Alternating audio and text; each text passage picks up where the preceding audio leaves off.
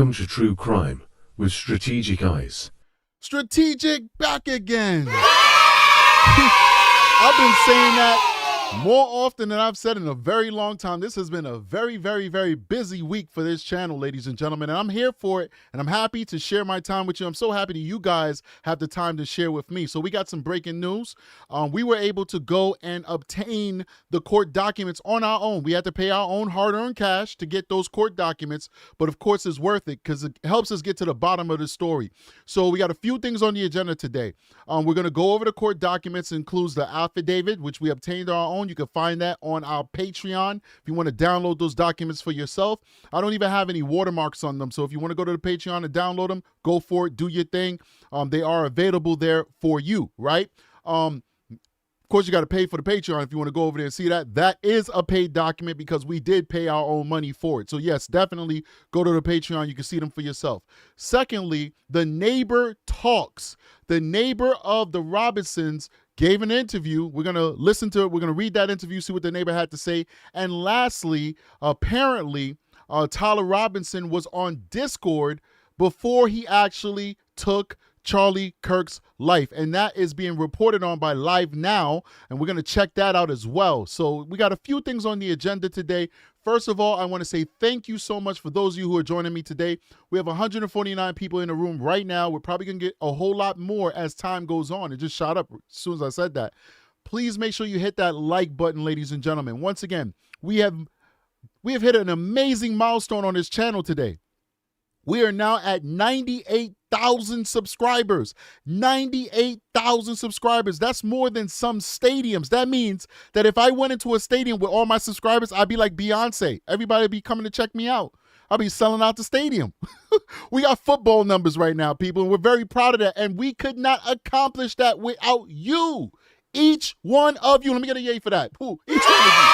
Yes, it's not about me. I'm just a dumb cop that you guys are deciding to listen to, okay? It never escapes me just how special I am, which is not very special at all. I just got a really good mic. That's what it is. It's a good mic. So anyway, please do support the channel, hit the like button so that YouTube can see that we're doing something special over here and put us in the algorithm and show us to a wider audience. All right, so let's jump into this. Big shout out to all my mods and big shout out to the research crew. It's always working hard to keep this show going and make sure that we have up-to-date and accurate information. Let me get a yay one more time. All right. I'm ready to rock and roll. Are you guys ready to rock and roll? I'm ready to rock and roll. We're going to start with, let's start with the reading first because reading is exhausting. We'll go to the court documents first and then we'll go to the videos and all that good stuff. All right. I like that. I like the sound of that. So let me go ahead and cue everything up. Make sure everything is rocking. All right. That kind of pisses me off. I had it queued up. Now it ain't queued no more, but we're going to queue it up again. There we go. Boom. All right, let's open that up. Perfect. Sounds good. Great. And let me go ahead and share my screen with you guys. And let's do our thing. Perfect. All right, so I'm going to have to zoom in a little bit on this so you guys can see it better. You guys can see it better? Looks better on this screen here. I don't know how it looks on your screen. Once again, we did purchase these documents and they are available on our Patreon. Usually when we obtain documents for free, we make it free on our Patreon, but when we pay for it out of our own money, it's only fair that we recoup our costs. So we do have it on the Patreon for paid members. So if you want to see it, you got to join the Patreon. It's not a big deal. You're going to have a great time on the Patreon if you decide to join. Got a lot of content on there and it's affordable. $5. All right, let's do it. Public safety assessment report. So we'll start with this and then we'll go to the affidavit. So their public safety assessment report, I guess this is from like their court officers to see like should the person get bail or something like that. I'm not sure. I'm not from Utah. I understand the New York system. Don't understand the Utah system. All right. Elevated risk of committing violent crime. It says no. Huh? What? Oh my God. The first line on the document sent me for a loop. Oh, hell no. Elevated risk of committing violent crime. The answer is no. Okay. Whoever's doing this report, give him a raise. Let's keep going. All right. Okay. New criminal activity scale. Number 2. I hope low is high. All right. Failure to appear scale. Number 1. I don't know. This is crazy.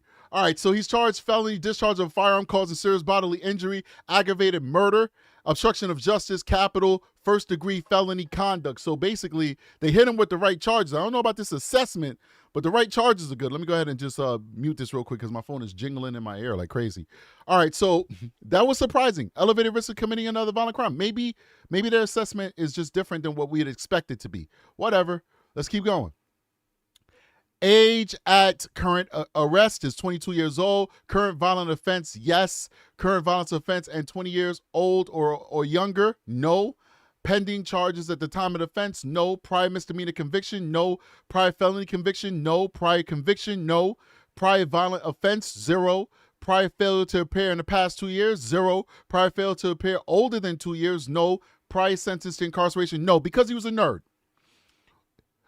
On the bullets, when he had those snarky remarks, there were like arrows and signs, like arrows and going in different directions inscribed. I just now realized what that was because I don't play video games, but I watch a lot of video games. Every now and then I watch people playing video games and I keep up with what are the newest games and I watch people play it on YouTube. I don't have time to play it.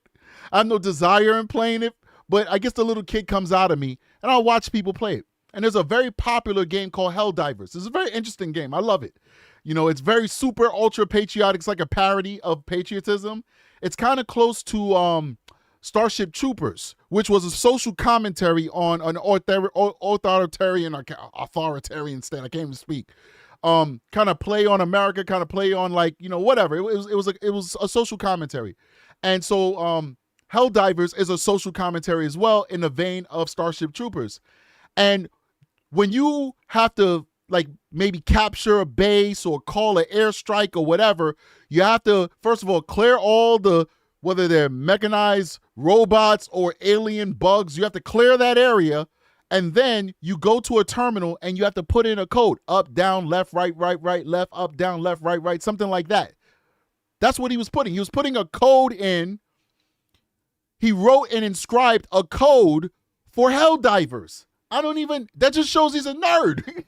Like, alongside the snarky remark is a Helldivers code. I don't know what code. I don't know for what level. I don't know for what. I just know that's what he did. It's just, it doesn't make any sense. Anyway, let's keep going.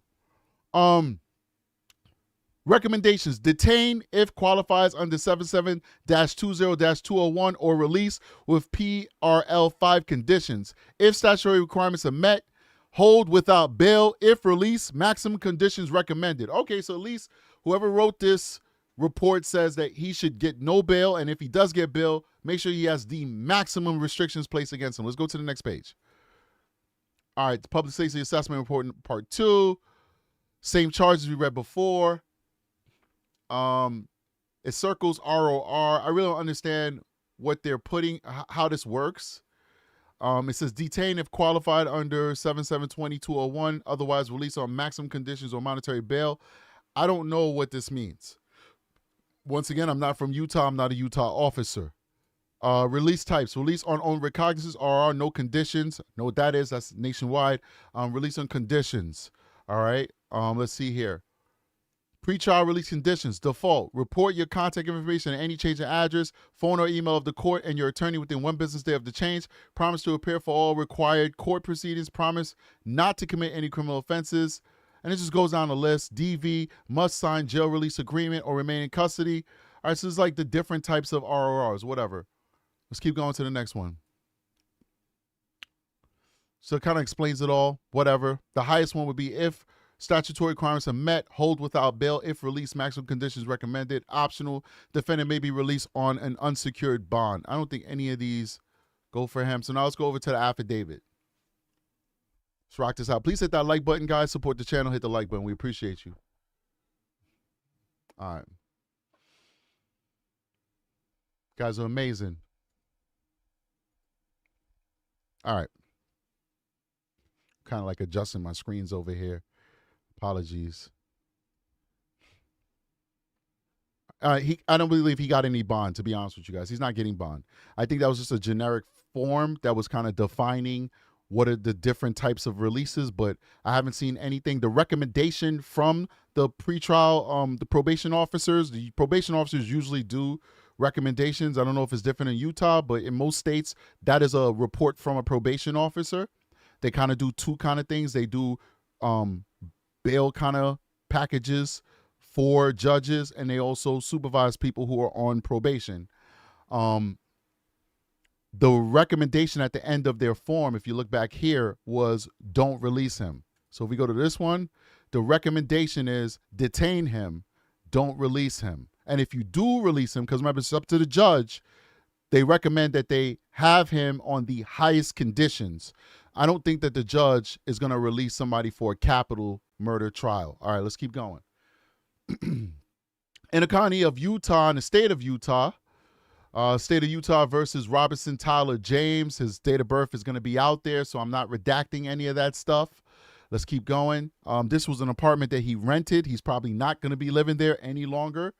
I'm also hearing, I don't want to jump around, but I'm also hearing somebody said that there's a link to the wife speaking. If you guys get me that link, we'll definitely switch over to that. We'll come back to this because we're going to be here for a little while. But until we get that link, we'll keep going on the path we're going right now. But definitely send a link, and we will definitely change gears for temporarily. Listen to his wife speak.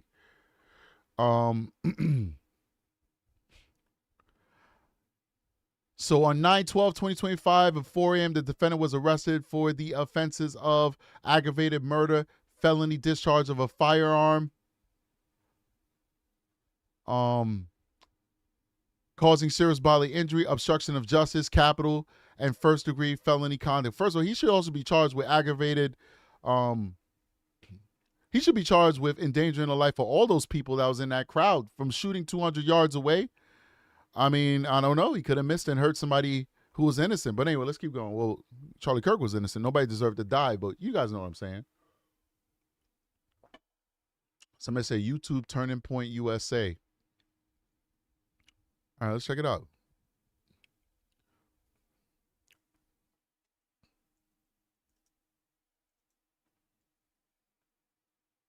Let's see here.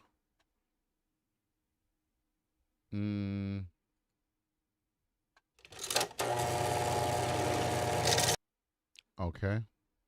Is it live?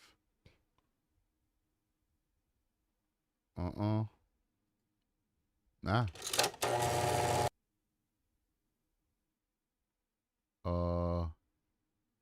Is this like,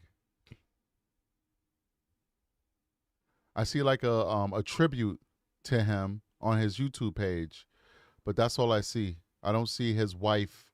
I don't see any links to his wife talking. Erika Kirk impending speech. Let me see. It's at 8:15 Eastern time. All right, so we got 20 minutes. Okay. All right, no problem. We got 20 minutes. Let's get through this. And then we'll definitely tune into the wife talking. Set in about 30 minutes. Yeah, we're good to go. We're rocking and rolling. We're rocking and rolling. All right, so I believe there is a probable cause to charge the defendant with these charges because the following information was obtained by your affiant from police officers, multiple video recordings posted on social media websites, Utah Valley University campus surveillance cameras, and those who witnessed the incident. On September 10th, 2025, Charles James Kirk was at the Utah Valley University campus in Orem, Utah for a political event. Mr. Kirk is a conservative political activist who was scheduled to speak at an event in a courtyard area on the UVU campus. The courtyard area is to the west of the Lossie Center building. According to video recordings, Charles was wearing a white t-shirt and dark pants. We're going to skip ahead just a little bit simply because we know a lot of this, all right? At approximately 11:50 hours, a UVU surveillance camera first captured suspect walking across a grassy area north of Campus Drive at approximately 800 West. Suspect walked south through the parking lot and approached a pedestrian tunnel that runs underneath Campus Drive. Before entering the tunnel, suspect paused at the top of the stairs and pulled out what appears to be a cell phone from his right pocket using his right hand at approximately 11:53 hours. Suspect eventually put what appears to be a cell phone back in his right pocket using his right hand. Let's go. Very interesting stuff.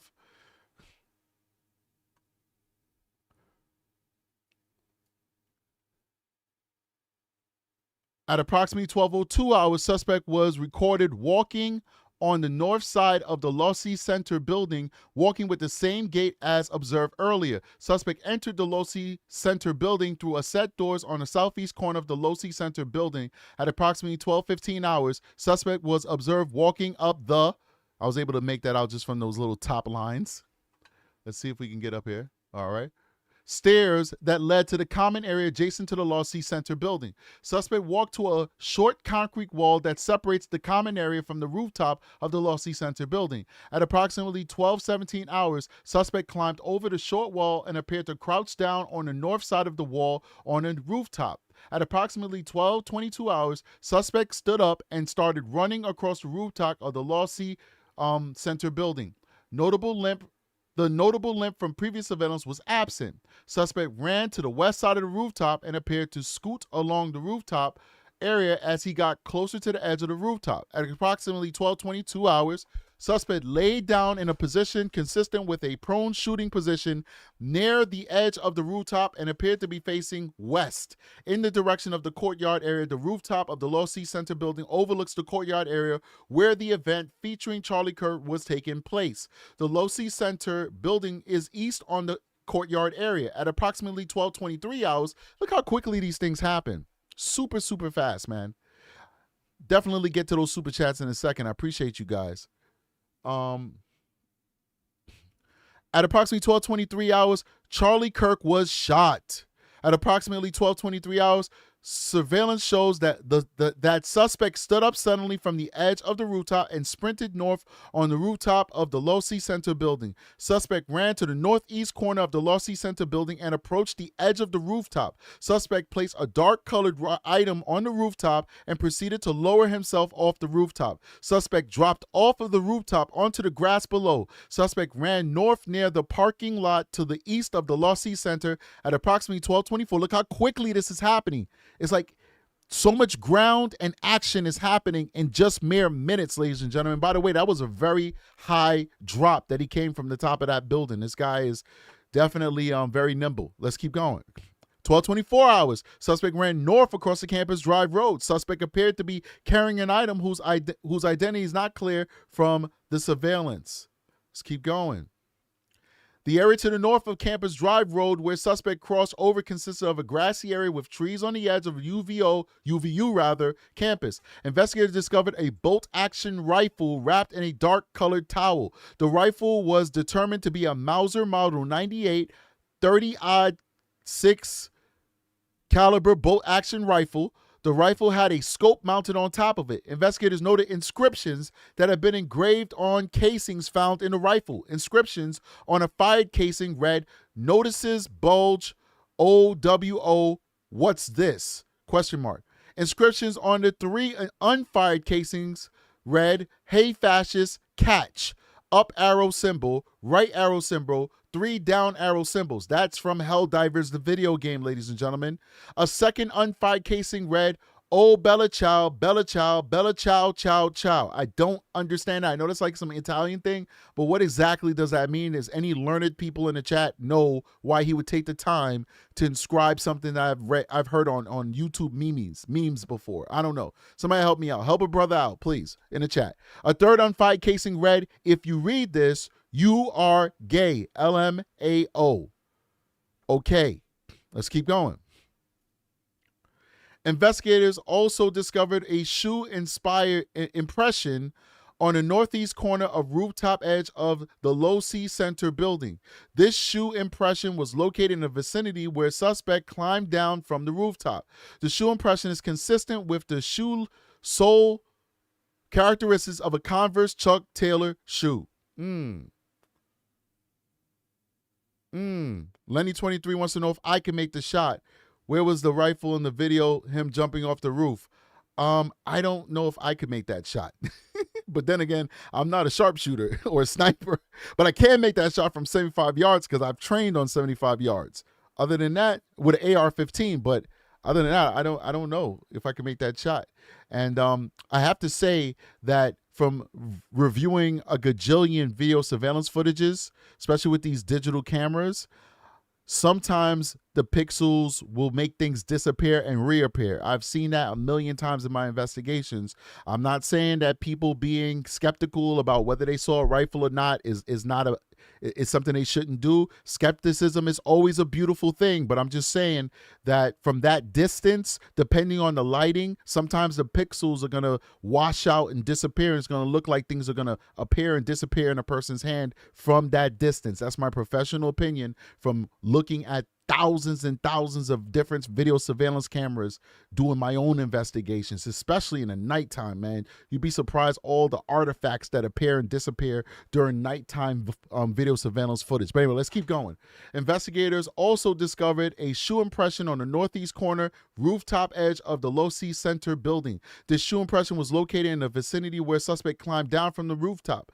All right, I think we read that. On the evening of September 11th, 2025, a family member of Tyler Robinson reached out to a family friend who contacted the Washington County Sheriff's Office with information that Robinson had confessed to them or implied that he had committed the incident. Now, I wonder what they should have did is they should have called the FBI and claimed that reward.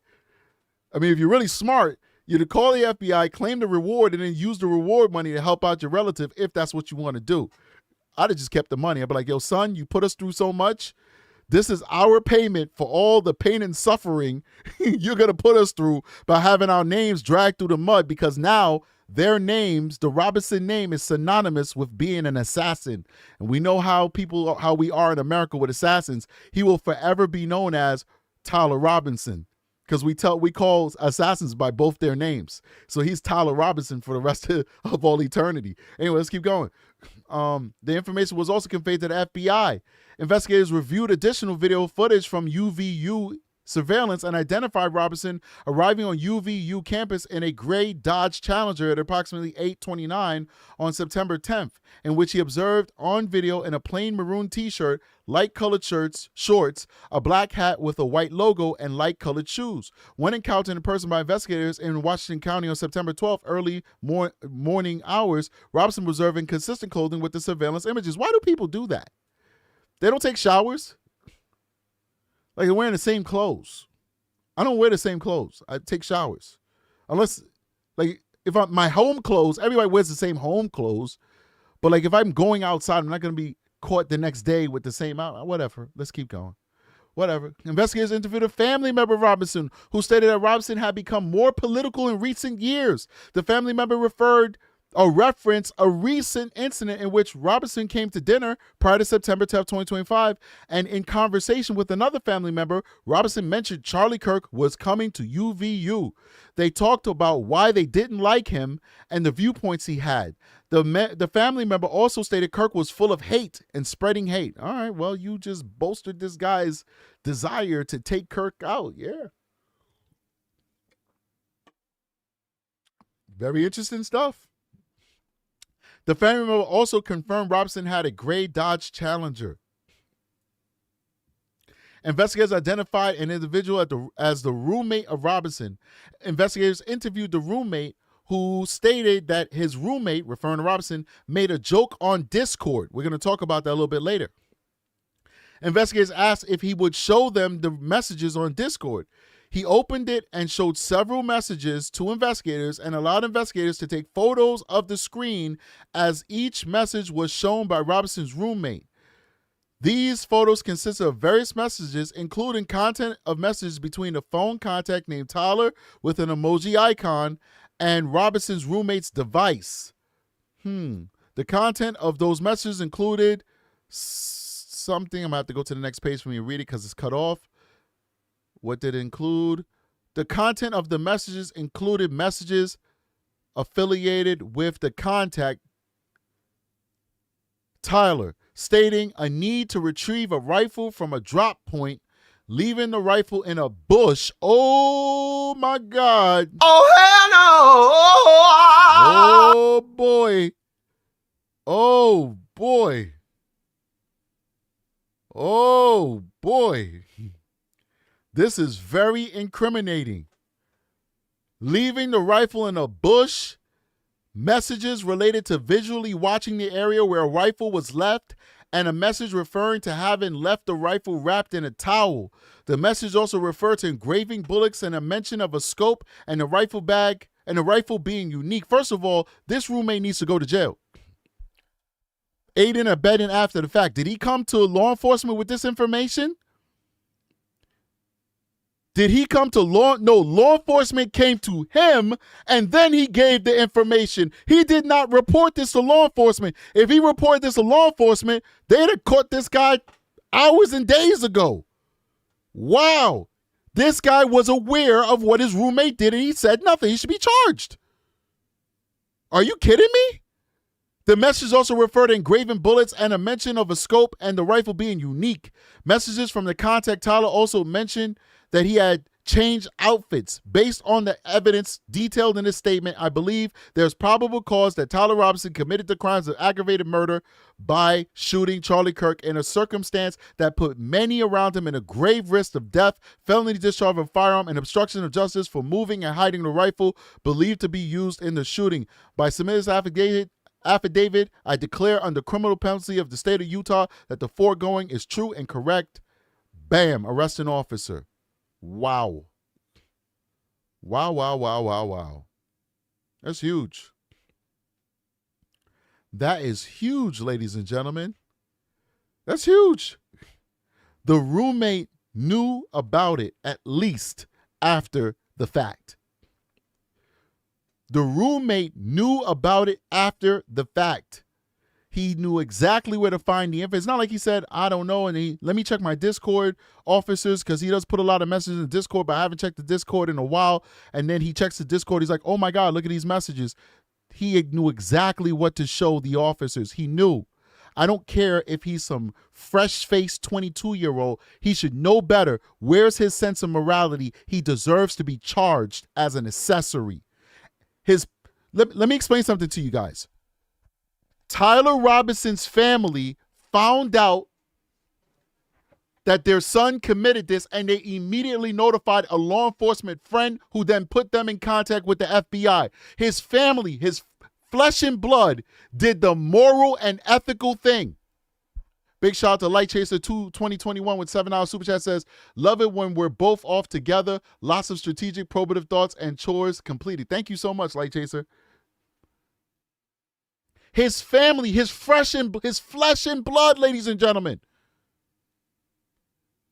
got the confession from their son and turned him in, even though he said, I'd rather lose my life than go in. They convinced him to go in. They did exactly what they were supposed to do as moral people. His family, A-OK in my book. The Robinsons are ethical people in my book. They turned him in. But his roommate knew what he did and said nothing until the police came knocking on his door. His roommate should be charged as an accessory, ladies and gentlemen. Should be charged as an accessory. This is what happens when somebody commits a crime and you have knowledge of that crime and you do not aid police. You are an accessory after the fact. You are aiding them in evading capture from law enforcement. Guys, please hit that like button so we can get in that algorithm. Hit the like button. Let me check the time. We got time until Mrs. Kirk speaks. Let's go ahead and listen to this Discord, more explanation of this Discord stuff that happened between the friend and Robinson. More about the suspect in the shooting. This is 22-year-old Tyler Robinson. Authorities say that Robinson used the social media platform Discord to send messages about the rifle and Real quick, somebody said, Taylor says, how do we know his roommate didn't contact his parents and then the parents talked with him?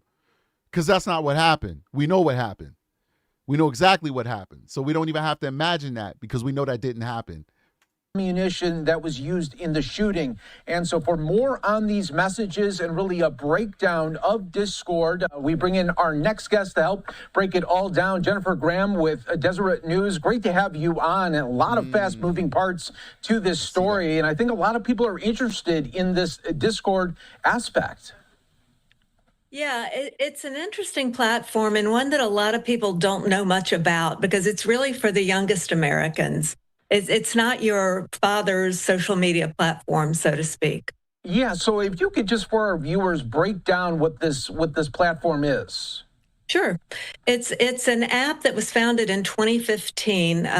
Primarily, Real quick, just to make sure I have the right link, somebody send me the link for this interview or this statement that Charlie Kirk's wife is going to make. Make it easy for us. Send us the link if you have it. We're looking, but the link would help out if you guys know exactly where it's going to be given. Let's keep going. at the time it was founded, it was just supposed to be a place where video game aficionados could go and chat about their games. And it took off because a lot of young people are interested in video games, not just young people, of course. But over the years, it expanded into a more robust platform, and it added video features, phone calling features, all the same kinds of features you see on like Facebook. But again, it was largely directed towards the gaming community.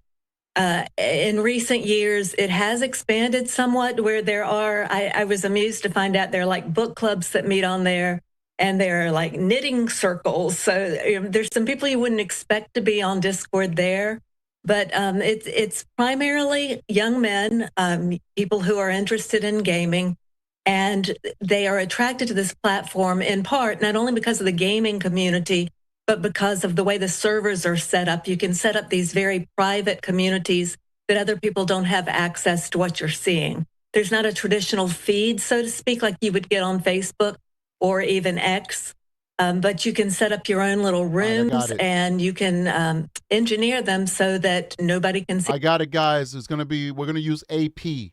So the AP is going to carry it live as a live stream. We'll use the Associated Press. I've got it queued up over here on the side, so when they do decide to go live, we'll jump right in there, guys, without any fail. We won't even be late with it, all right? So let's rock it out. Them, but you and the people you invite. Yeah, that's a great breakdown, Jennifer. So who was Robinson messaging?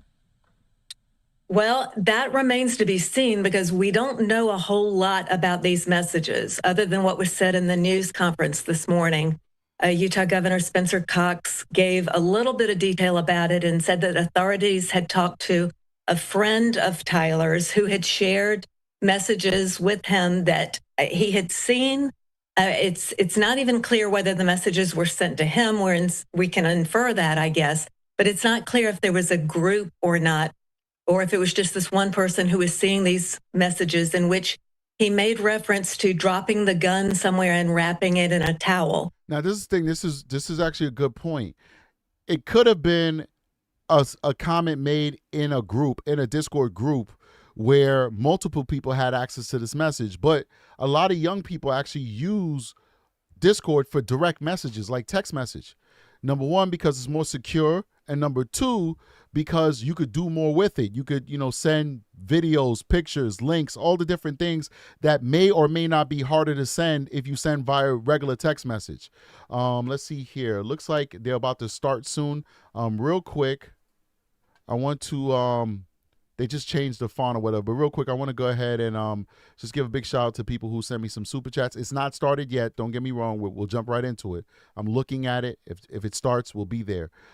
Big shout out to Job49 with a $5 super chat. Says, love the content. Ms. Kirk is speaking at 5:15. So that's probably whatever time zone that person is in. That's going to be 8:15 or 20:15 hours Eastern time. Aaron Greer celebrating 5 months as a patrol member, says best membership on YouTube.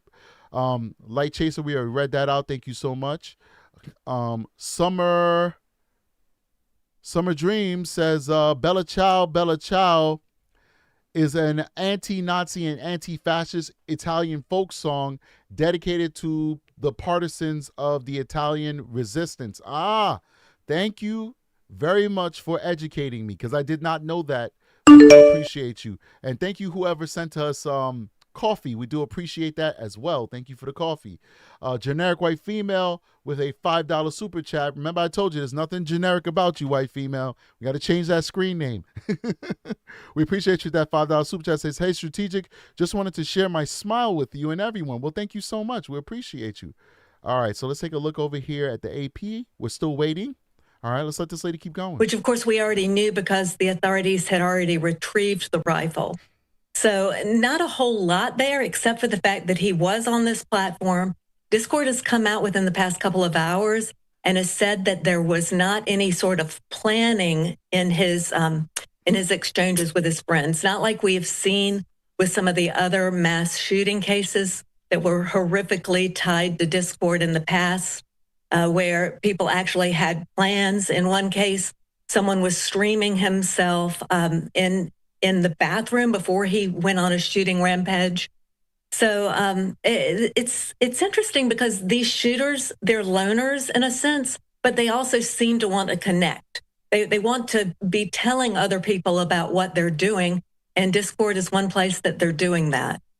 Yeah, it's so interesting because it seemed like he had deep planning on this and, took great lengths to run away from the scene and try to really get away with it. But then he's going online and telling key information. Yeah, exactly. And so much of this is just bewildering, right? I mean, there was a huge degree of planning, but there was also sloppiness, like in the pictures that we saw of him going up the stairs at the university, where he was putting a bare hand on a railing and, very clearly leaving DNA. So, I mean, he was smart, but he wasn't that smart. Yeah, right? but it's hard to take DNA off of surfaces like that when so many different people are going to touch it. Then it's exposed to the heat and the sun. I mean, yeah, I suppose you could get, maybe his DNA and a gajillion other samples of DNA. Maybe you probably get like 10,000 different profiles if you get anything, because it might be degraded because of the weather and the atmosphere. So I agree and then I disagree, but let's keep going. Right. Yeah, I think initially a lot of people were thinking, this has to be professional. And then when we started seeing the videos come out and the photos, we're like, I don't think so. Yeah, and that's an unusual part about this because the shot was so shocking and so terribly perfect in the way that it landed, right? I mean, I wish I could unsee that video, but I can't, like so many of us. It was a very tough video to watch, even for a seasoned law enforcement officer.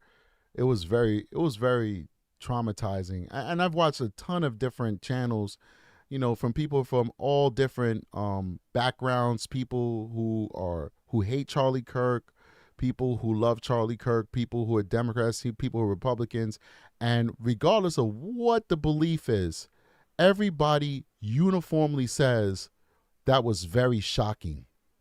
It was traumatizing to watch that. And I've seen a lot of mayhem in my life. I've seen mayhem growing up in the hood of Harlem during the crack epidemic, and then mayhem as a correction officer with inmates fighting each other with shanks and chopping each other up, to just the mayhem you see on the streets as a police officer. I've seen it all. And the way his body pushed out that blood, I will never unsee that. I'm putting that in the box with all the other stuff I've had to see in my life. That is going in the box. And it's rare that watching something on TV or on my computer or my phone qualifies to go in the box, because I'm not a weak person, or rather, I'm not a person of weak constitution. Nothing wrong with being shocked with. Doesn't make you a weak person to be shocked with that stuff. But that stuff shocked me. It certainly did. Let's keep going. And I mean, it did look like an assassin of the highest level, right? I mean, the kind of snipers we would hope are in our United States Armed Forces defending ourselves against enemies, not a 22-year-old who has just somehow stumbled into this hatred of one of the most important figures in conservatism. Yeah, that's such a great point, too. And I wonder, is there any type of things that Discord and maybe other social media sites will really try to focus in on and try to flag these key words that people are talking about and try to say, okay, we got a red flag here? Well, Discord is already doing that, and I think the other platforms are as well. I mean, if you spend any time on X, for example, you'll see that people try to get around certain words. They won't write the word shooter, for example. They'll use asterisks instead. So there are words that are out there being monitored by these platforms. And Discord, who has been at the center. All right, so what I'm going to do is I'm going to go off AP, and I'll still keep here just in case.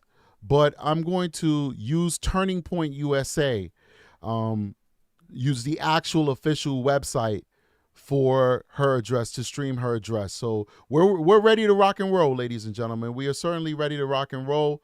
As soon as they turn on and they start giving us a feed, this is what we got right now. See that? There's no feed right now. You just got that that backsplash, that title card, whatever you want to call it, whatever's the official word for it. So as soon as that starts streaming something, we'll go over to it. All right. Of a handful of these shootings has had to put out statements in the past saying that they were going to have tighter controls. And I believe in one case they actually did refer to authorities some disturbing conversation that they had seen on the platform that wound up getting somebody in custody before he actually did do anything that he was planning to do. So in one aspect, I mean, the companies are doing something, but they can't do everything. The sheer number of people who are on these platforms, I think Discord right now is saying they have 200 million users. So they're up against a lot. Yeah, they really are. Jennifer, thanks so much for joining us on Live Now from Fox. Great breakdown of this Discord element to this investigation. Thank you for having me. You take Hard care. week for everyone. I know. Thanks. Here we go. Bring it in. Okay. Everything is good. Perfect. Let's see what AP is doing. All right, they're showing the same thing. All right. So we'll leave the AP up just in case there's an issue with like sound or something. You guys helped me build this computer. It's a very powerful computer. That's why the specs are so high on this computer, because I understood that if I'm going to take YouTube seriously, I need to have a rig that could withstand the rigors of live streaming. So this is a very good computer. We appreciate everybody who donated to helping build the Strategic Eyes streaming computer. So we've got the power. We got the power over here. So certainly we'll have both of those streams open at the same time. Song Bits Laura says, yes, I donated to the computer. Yes, this is your computer. It really is. I'm old. I don't use this computer for anything but this show. I don't game. I don't do spreadsheets. When I'm on this computer, I am either editing video or live streaming. This is what this computer is for. All right, so we're waiting. It looks like they were doing like a sound check or something like that. This sucks, man. I feel bad for this family. I feel so sorry for this woman. Let's put aside the politics, the hate, whatever. Charlie Kirk was not a saint. He was not a perfect person. Let's just think about the family. 2 children lost their father. I don't know what that feels like to grow up without a dad because your dad died. I do know what it feels like to grow up without a dad because my dad walked out on me.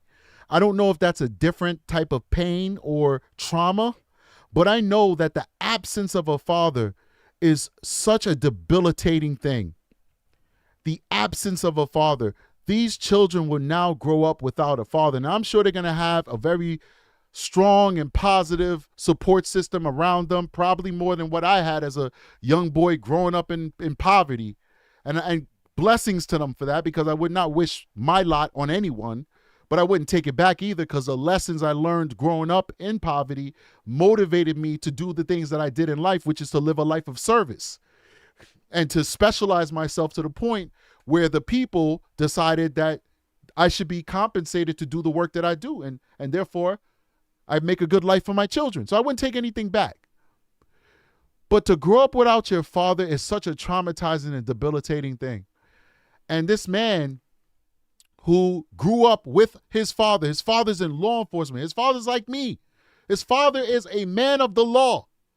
This man who grew up with Christ in his life. His family is religious people. He grew up with Christ in his life. He grew up with a mother and a father married, living together. He grew up with both parents living a life of service. His father is a sheriff's deputy with over 20 years of experience. His mother is a mental health clinician. She aids people that have disabilities. He grew up around whatever you could define as a wholesome family. That's the life that he lived. For him to decide to throw all of that away over ideology and politics, it's bananas to me. And, you know, I don't condone this on anybody. There's worse people out there. What about that Nick Fuente guy? No disrespect. God protect him and protect everybody, whether I agree with you or not. But, like, there's worse people out there. Like, if you want to be a warrior for what you feel is righteousness, there are worse people out there that you could have targeted. He threw all of that away for ideology. He betrayed his family. He betrayed everything. Unbelievable. Unbelievable. But most importantly, he took away from 2 children something that life and nobody else ever took away from him. God didn't take his father away. God could have gave him a cancer, could have gave him an accident, a car accident, could have been a perp, a bad shootout. Every single day I hit those streets. Here we go. My apologies. Let's do it. Jesus.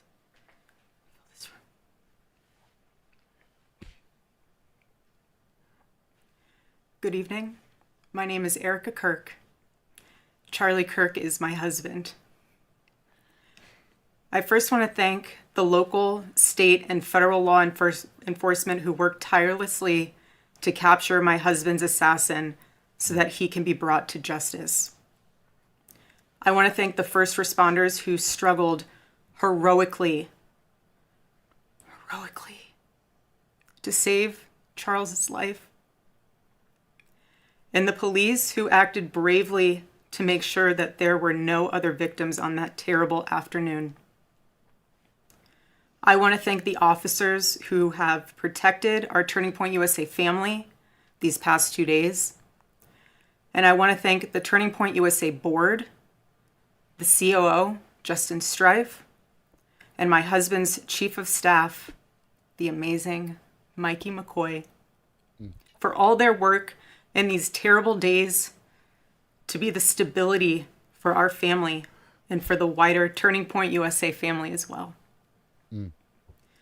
My heart is with every one of my husband's employees who lost a friend and a mentor. I want to thank the staffers of his amazing Charlie Kirk show, who helped him broadcast from this studio, this chair. Every day he loved it. He loved what he did. I want to thank the millions of people who have shown their love for Charlie here in Phoenix, across America, and worldwide. I want to thank my husband's dear friend, Vice President Vance, and his phenomenal wife, Usha, for their love and support. You guys honored my husband so well, bringing him home. You both are tremendous. I want to thank President Trump and his incredible family for the same. Mr. President, my husband loved you. And he knew that you loved him too. He did. Your friendship was amazing. You supported him so well, as did he for you. 2 days ago, my husband, Charlie, went to see the face of his Savior and his God. Charlie always said that when he was gone, he wanted to be remembered for his courage and for his faith. And one of the final conversations that he had on this earth, my husband witnessed for his Lord and Savior, Jesus Christ. Now and for all eternity, he will stand at his Savior's side, wearing the glorious crown of a martyr. Charlie loved life. He loved his life.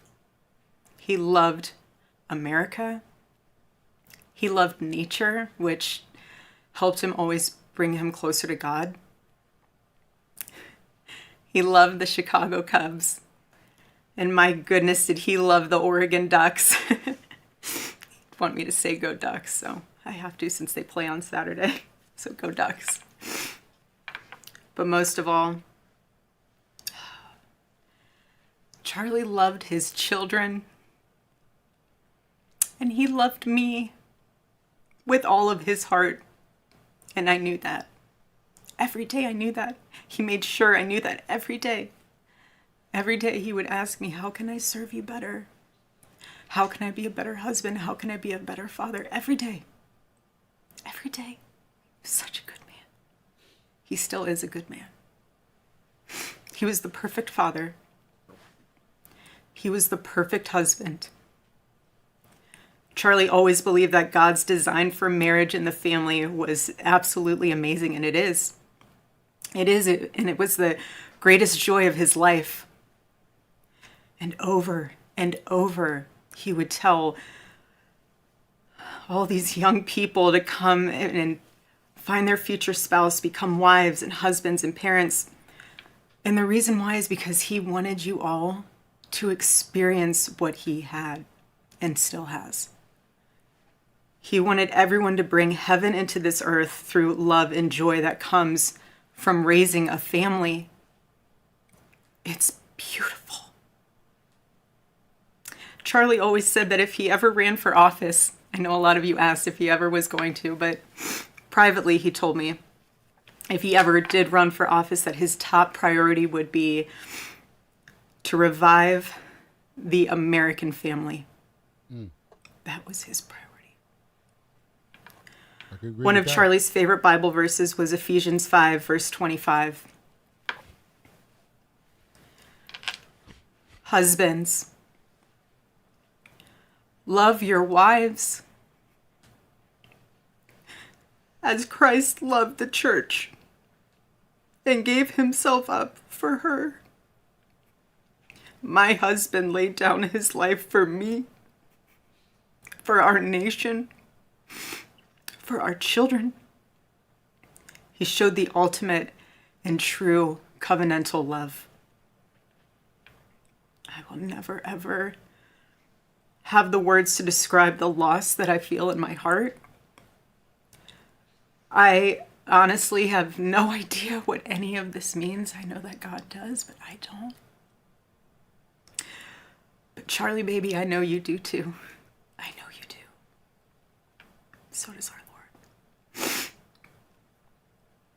And our world is filled with evil. But our God, you guys, our God is so good. He's so incredibly good. And we know that for those who love God, all things work together for good, for those who are called according to his purpose. Already I have seen the worldwide outpouring of love for my husband. I've heard the testimonies from people my husband inspired to get married, to start families, to seek out a relationship with God. It's the most important one of all.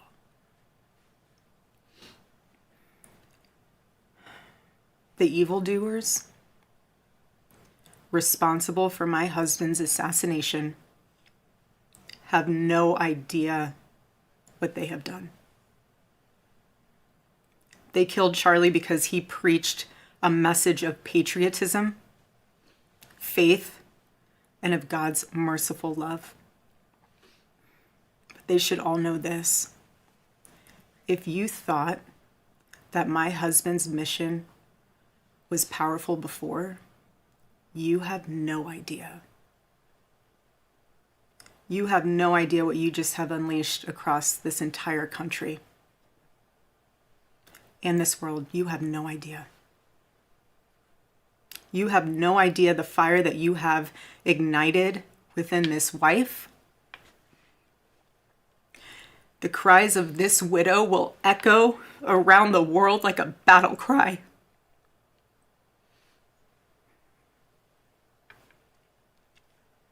To everyone listening tonight across America, the movement my husband built will not die. It won't. I refuse to let that happen. It will not die. All of us will refuse to let that happen. No one will ever forget my husband's name, and I will make sure of it. It will become stronger, bolder, louder, and greater than ever. My husband's mission will not end, not even for a moment. And one of Charlie's greatest talents was his ability, this phenomenal ability to choose great people to follow him.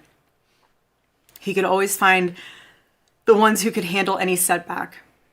And it's almost like he knew. He could see it in you. Even when you couldn't see it in yourself, he just knew. He knew you could handle it. You thought you only had 5% left, and he knew you had 15. He knew you were ready to go that extra mile even when you didn't.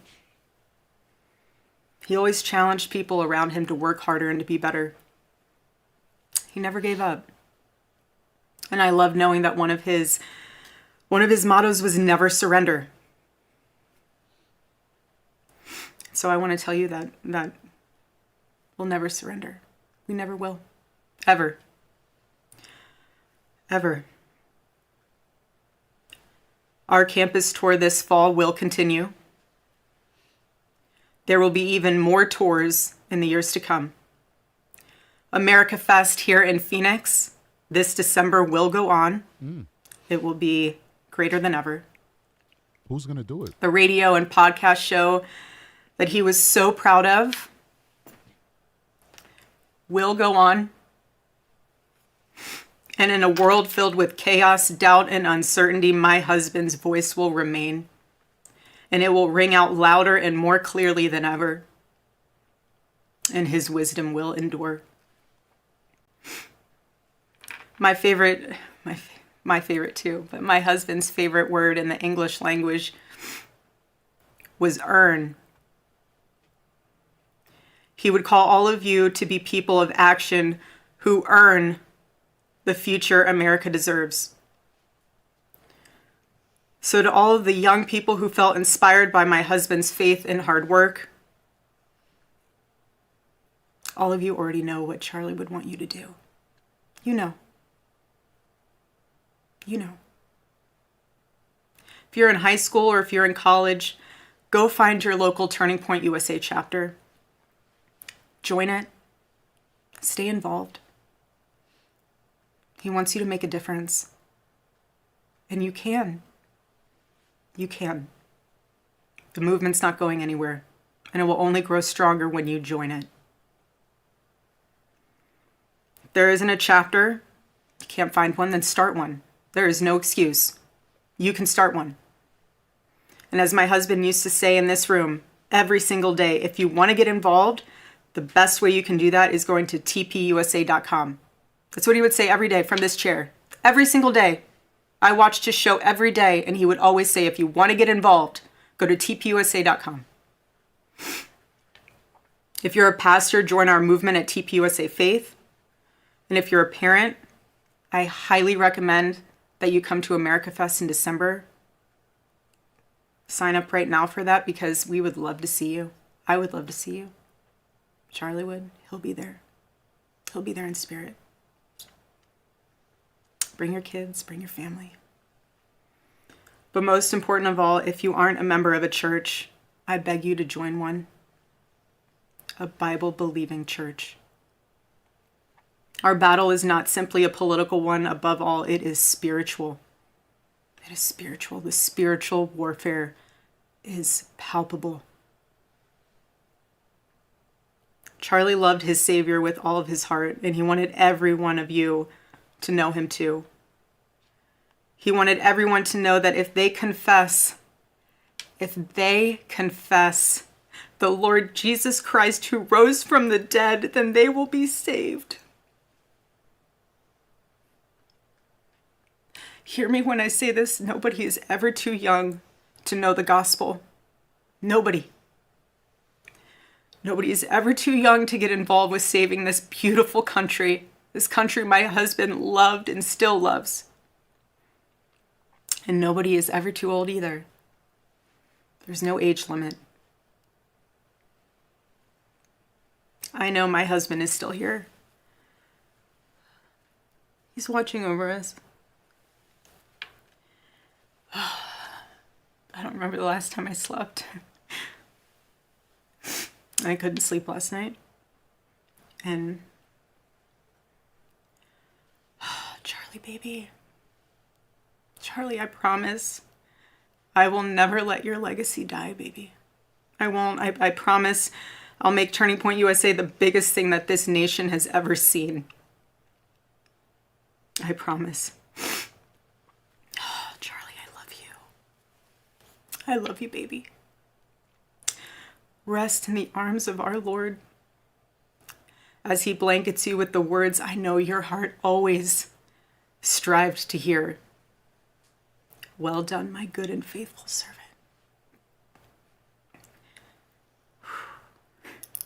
When I got home last night, Gigi, our daughter, just ran into my arms. And I talked to her and she said, Mommy, I missed you. I said, I miss you too, baby. She goes, where's Daddy? What do you tell a 3-year-old? She's 3. I said, baby, Daddy loves you so much. Don't you worry. He's on a work trip with Jesus, so he can afford your blueberry budget. And my goodness, am I so humbled to witness Charlie, you alongside Jesus right now, doing what you always want to do, baby. Making heaven crowded, right? That's what it's all about.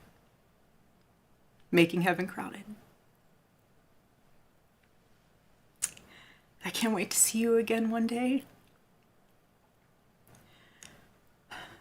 Thank you all again who love my husband, who supported him, who wrote him an email every single day during his radio show.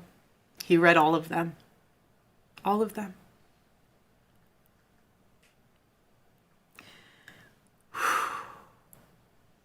God bless you all. And may God bless America.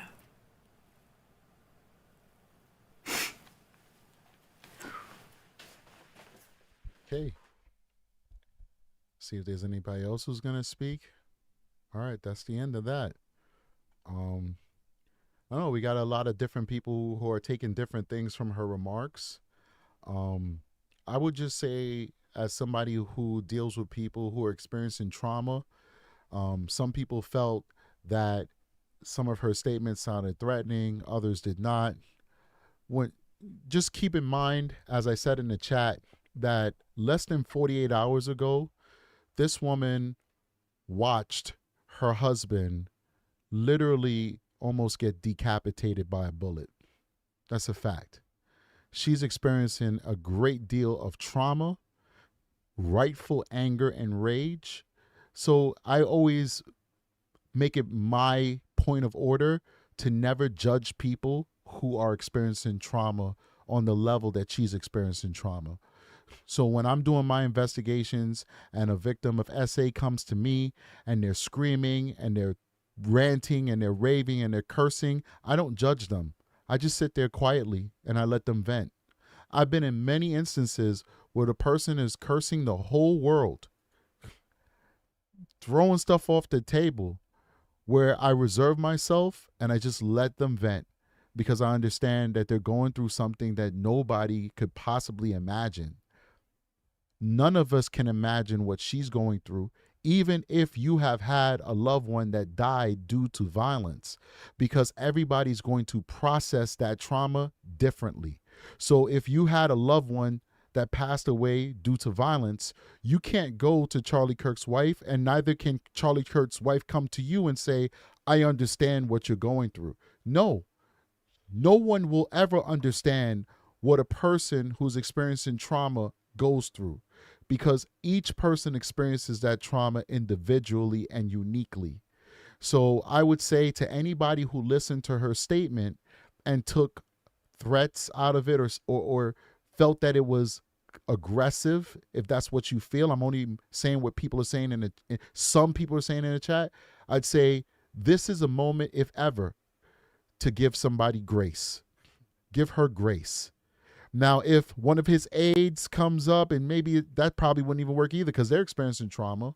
But if like a different talk show host that's not related to him says something, or, somebody who is, being interviewed on the streets, you can judge those folks because they're not so closely connected to Charlie that they can be excused for saying something problematic. But his wife, after less than 48 hours of finding out and watching, because I'm pretty sure she watched the video, her husband pass away, I think if anybody deserves grace, it's going to be her. It's going to be Erika Kirk, all right? Personally, I didn't hear anything that sounded threatening to me. That's just my opinion. I can't tell other people how to feel. I felt that she was trying to show defiance. I think she was trying to show resolve. I think she was trying to show strength. Whether you guys feel like that was delivered or not is up to you individually. But I think that was the direction that her and her speechwriters were looking at. She did say some things that were very interesting to me, and I don't want to play too much into it, but she did use they. She did speak about, spoke about her husband's killers as though it was a cabal of people, as though it was an organization, as though it was more than just one lone wolf type individual, as though it was more than just Tyler Robinson committing a violent act. And that's something that piques and sparks my interest, because I do believe that this was coordinated. That is possible. I'm not saying that it is. I'm not going to go conspiracy mode and say, I believe that this was coordinated and there's more people who were a part of it. I'm not going to say that because I don't have any evidence of it so far. But I do believe it's a possibility that this was coordinated. And who would have more information than me and you guys? Well, the FBI, of course. The Utah law enforcement, of course. And the widow of the decedent. She would have that information. If police are working up an angle where they plan on making additional arrests because they believe that he was linked to terrorist organizations like Antifa, she would know that. She would know that. And sometimes people will inadvertently give us clues to what they're thinking through their words. What did we talk about earlier? We talk about how words have power and meaning. Well, these are those instances where you listen to words because they have power and they have meaning. And sometimes people will express to their words and tell us things that they may not want to necessarily outright tell us. Things such as, it's a they and the them, as in plural, more than one individual involved in the unaliving of her husband. It's possible. Only time will tell. We'll see what's up. But give her some grace, ladies and gentlemen. Give her some grace.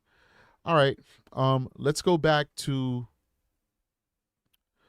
the other thing we wanted to cover, which is the neighbor speaking. And then we'll call it a day. And if we have anything else probative to cover, we'll definitely come back and share whatever probative stuff we have to cover with you guys. You guys are awesome. Lenny23 says the governor also spoke in plural by mistake. There you go. Their subconscious might be telling us something that we need to know, or they don't want us to know. Let's keep going. Tyler Robinson's neighbor shared how his family is likely doing after 22-year-old was identified as the suspect in the fatal shooting of Charlie Kirk.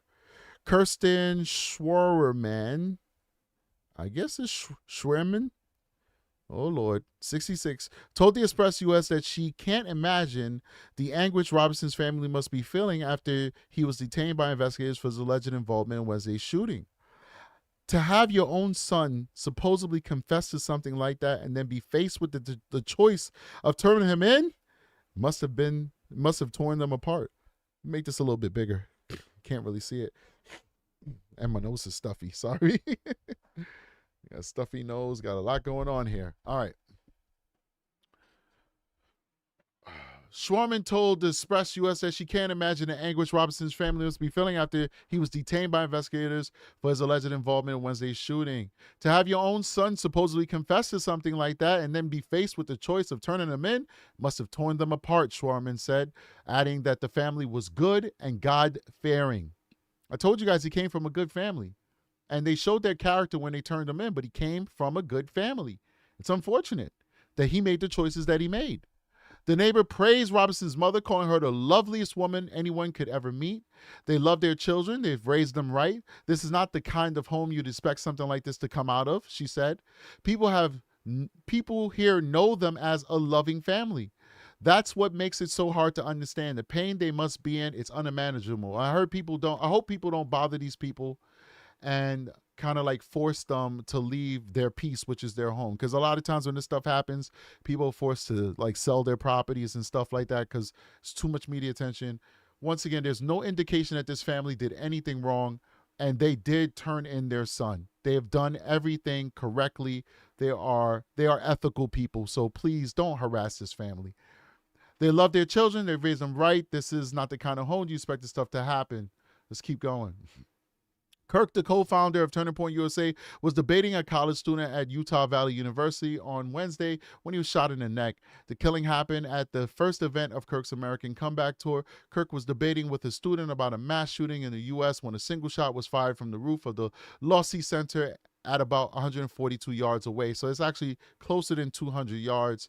Makes the shot even easier for him to make. Prosecutors are seeking the death penalty in this case, according to officials in Utah. Currently, Robinson is to be charged with aggravated murder, among other charges, at the state level, according to a probable cause affidavit, which was released. And we read that we have that available on the Patreon if you want to go check it out.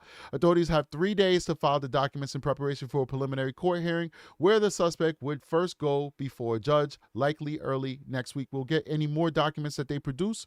We'll get them as well, ladies and gentlemen. Yet, despite the state charges, federal prosecutors are looking to bring their own indictment, which they say will carry capital punishment. They're going to charge him as a terrorist.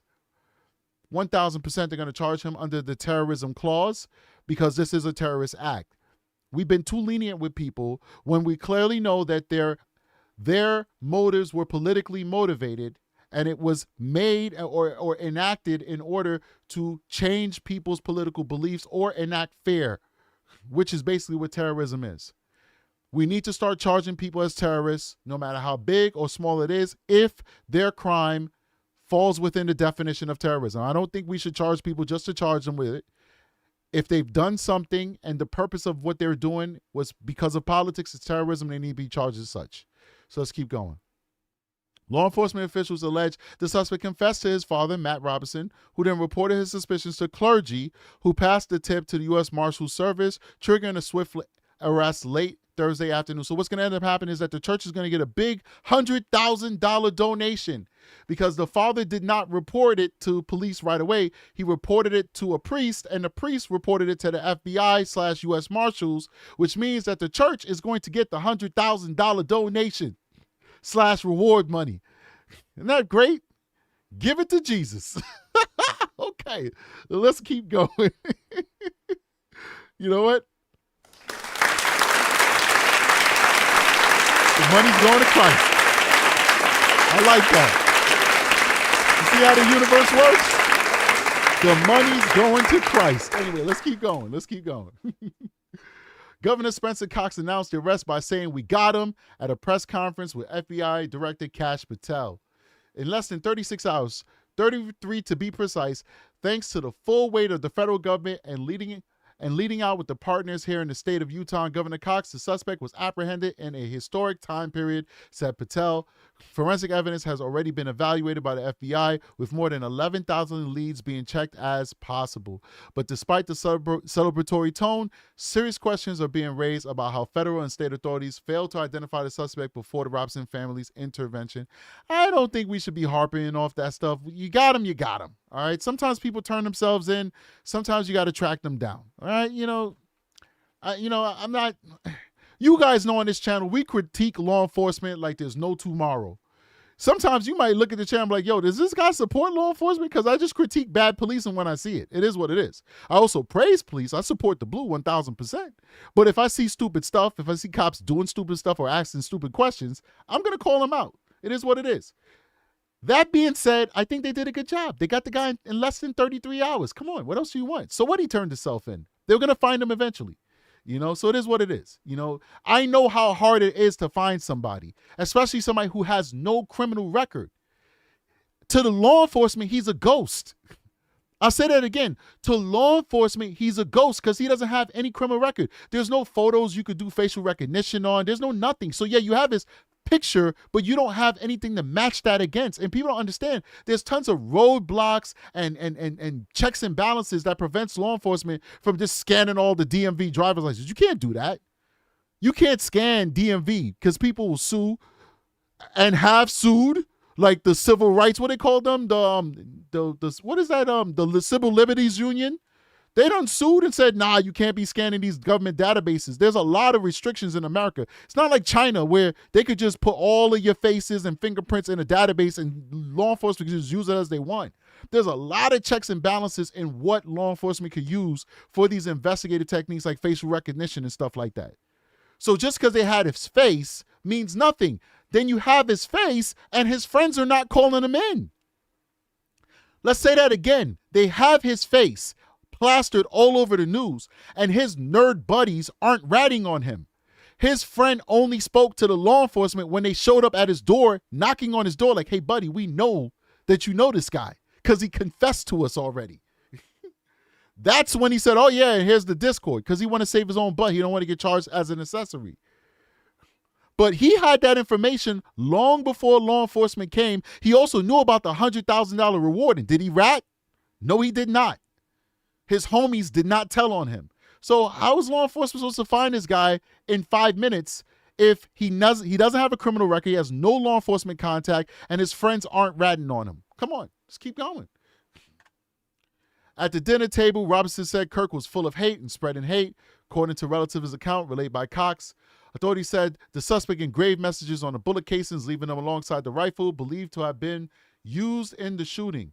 One allegedly read, "Hey, fastest catch." Another is said to be etched with, "If you read this, you are gay, LMAO. A third allegedly read the phrase Bella Ciao, a reference to the Italian anti-fascist anthem from World War II. Authorities said they had Discord messages where the alleged gunman discussed retrieving a rifle from a drop point, stashing it in a bush, engraving bullets, and preparing for the assault. Now, I want to know if Omar, the person who was caught on Twitter, on X, aka the Devil's Playground, who said, I hate Charlie Kirk and I hope somebody evaporates him and something big is going to happen tomorrow. I wonder if Omar was a part of that Discord chat room. And if Omar, allegedly the 17-year-old, is a part of that Discord chat room, I think everybody who's in that Discord chat room should be charged as an accessory after the fact. Because especially if you read it and you boasted that it was going to happen and then it happened, you knew that the crime was going to happen. You could have prevented it if you reported him to law enforcement, but you did not, which means that you are a co-conspirator terrorist. Lock up all these emo losers, please. No disrespect to anybody who's emo. I'm going to get a whole lot of hate because I said emo losers. All right. Let's keep going. Oh, somebody else gave some coffee. Appreciate you. Thank you for the coffee. You are awesome. Authorities say they had Discord messages where the alleged gunman discussed retrieving the child. I think we read that already. The contents of these included messages affiliated with the content Tyler stated a need to retrieve a rifle from a drop point, leaving the rifle in a bush. Messages relate to visually watching the area where a rifle was left, and a message referring to having left the rifle wrapped in a towel, Cox said. The governor added, the messages also refer to the engraved bullets and a mention of a scope and the rifle being unique. Messages from the contact Tyler also mentioned that he had changed outfits. The Robinson family public image is at odds with the events now unfolding. That's true. They seem like pretty good people. Social media posts now show wholesome holiday photographs, smiling selfies, and a proud mother celebrating her son's acceptance into university. Apparently, he didn't last long in university. He had a full ride, and he only did one semester. So he's definitely neurodivergent. I want to know what was it that made him drop out of school in 2021. I want to know what that is. because he had a full ride. He's obviously a very smart kid that did very good in high school. He had a full ride to college, but he only did one semester, and then that was it. I also want to know, what is he doing for a living? Because he had his own apartment with a roommate. How was he paying for that apartment? Let's keep going. Robson had attended Utah State University on a scholarship, but dropped out after just one semester in 2021. One semester, and he dropped out, ladies and gentlemen. I wasn't picking my nose. Rubbing my mustache. Or what's left of it after I shaved. So I want to know why he dropped out. This person was having some type of issue. And, you know, maybe we could have catch it. Maybe we couldn't. I don't know. I'm not sure. All right. I think that's all we got. I think that's all we got for you guys so far. If we have more, we'll come back. But I think this is a good place to stop the show. Guys, big shout out to everybody who's a part of our Patreon. Our Patreon is growing, and we appreciate that. And we definitely make it worth your while by putting relevant content and good behind the scenes, true form, strategic eyes content on the Patreon. Our membership is always growing, and people every day are discovering that we have a very special membership. So if you are able to become a member, consider becoming a member of True Crime Strategic. It helps the show a lot because a lot of our shows get demonetized, but they don't demonetize your membership. So if you're a member, you're helping fuel this show. Lastly, we're trying to get to 100,000 subscribers. There are a ton of people who is watching this stream right now who are not subscribed. There's a few people who actually like this show, and they look forward to every new show that we drop, and they don't know that they're not subscribed. They're just getting fed the show by the algorithm because they keep watching the show. If you are one of those people, I want everybody to make sure that you are actually subscribed to the show. Then, if you're not subscribed, I want you to subscribe to the show. Lastly, if you're subscribed or you just subscribed, I want you to set all your notifications to all, because this is not a show that wastes your time. I will never go live just to tell you how my day is going. That's for the membership or the Patreon. I never go live just to say hi and eat food and just let you guys see me eating and talking to my wife and my kids or clipping my toenails. I only come live when I have probative information for you related to true crime. That's it. We come live when we got business to talk about. So we're not going to be harassing you with constant notifications like some channels do, and you're like, oh my God, I need to silence this because my phone is always ringing because of True Crime Strategic. No. Set your notifications to all so that when we have something probative to share with you, you could be notified and you could get in there on these live chats, which is where we have the most fun, is on the live stream show. Be a part of this community, be a part of this family during a live stream. We want to see you here. We want to see you participating. So that being said, guys, we'll see you guys on the next one. Let me cue up that outro. Strategic is out of here. Oh, hold on. Let me make sure I got all the people who showed love with the super chats. I don't want to just run out of here. Sorry about that. All right. Big shout out to Terry Wayne George with a 1 gift membership. Whoever got that gift membership, thank them. I also gave 5 gift memberships while Charlie's wife was talking. I just felt that it was a special time to share some joy with people, because a lot of people were in the chat saying that they were crying and they were very upset. So I just gave you guys 5 gift memberships. Hopefully it found the people who were having a hard time and it brightened their day. Maybe it did, maybe it didn't. I don't know. My spirit just said do it, all right? Carrie Foster gave us 1 gift membership as well. And Road Warrior with a $5 super chat says, I'm in tears right now. She is so strong. It takes a lot for me to cry, and I'm crying in pain for her and their kids. See, this is why I gave those super chats. Appreciate you for showing love, Road Warrior. Ellis in Wonderland is celebrating 6 months as a recruit member. Welcome and thank you. Road Warrior gave us another $5 super chat. Says Aki at Strategic. This is their only YouTube channel I actually support or join to keep up the great work and speaking for the speechless. Thank you so much for your continued support. We see you in the comment section. We see you in the emails. We do appreciate you, Road Warrior. Thank you so much. And Amy P gave 1 free gift membership to a lucky person. And you know, when I see somebody give like 1 gift membership, because usually people give like 5, it touches me. And I may be wrong, and I don't want to speak out my arse, but that means that that's all that person could afford to give. And that's awesome, because I don't ask. But it's awesome that if all somebody has to give is 1 gift membership, and they decide I'm going to do that for this channel, that means a lot to me, because it shows. And like when people give me all those 99-cent super chats, a lot of other channels are like, what's that? They don't even read it out. To me, it's like if somebody could give more, they would if they felt like giving, because I don't ask. But if all they gave was a 99 cents, that means that's the 99 cents that they could afford to give. And it means so much more. It means so much to me because it's like, I respect what you're doing, Strategic, and I'm going to support you any way I can. And this is how I can support you. So keep that in mind, man. I am humbled every single day that I come on this platform with the support that you guys are giving me. I am humbled. And I appreciate you, and I thank you from the bottom of my heart. And the last one goes to Light Chaser 2021, who gave 5 gift memberships, which is a very expensive gift. 5 gift memberships to 5 lucky people. So make sure that you thank Light Chaser, you thank Amy P, and you thank everybody else who gave gift memberships. I see you guys on the next one. Strategic is out of here. Peace.